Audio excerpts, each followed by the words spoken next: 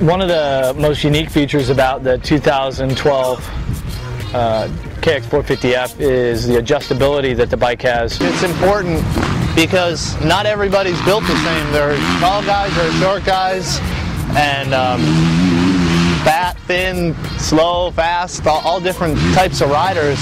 To have a bike that fits everyone or is aimed at fitting everyone, that's the way to go. That's huge. I've ridden a lot of bikes over the years that have had adjustable handlebars, and I've played around with that in the past. I've never really played around with adjustable foot pegs.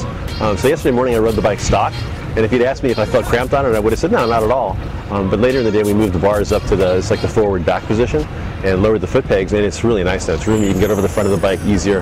I'm 6'1", so it's just nice to have that little bit of extra room to scooch up and not have to worry about hitting your knees on the handlebars.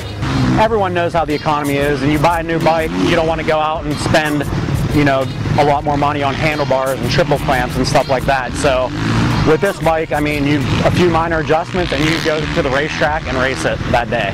The launch control is awesome. With that button, what it does is it just makes the bike explode and go straight. Every single time that I use the button, I was able to jump out of the hole quicker and go forward instead of digging into the dirt. It's a really interesting feeling. It almost feels like a really mild, controlled clutch slip coming out. You can definitely tell that it's working. It's got a very distinct feeling. You can definitely tell the difference.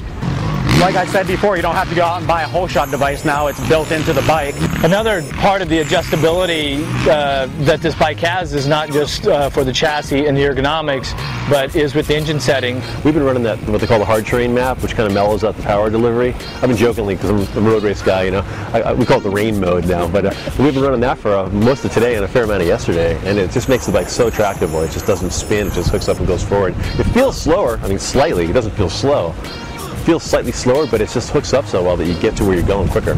For most guys, you could set something up. It's just like setting up a map with the other hand controls. You'd be able to set that coupler up and switch them out so much easier than plugging in a handheld. I thought that was a pretty cool idea, a pretty good way to do it.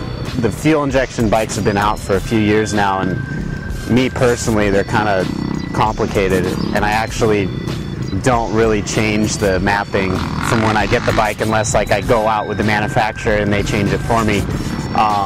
So it's really cool that now there's couplers that we can just plug right into the bike, and even if the track changes throughout the day, you can just plug a new coupler in and have different power.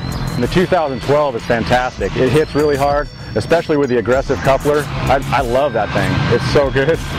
The motor feels a little bit like harder hitting down low, and it pulls really far.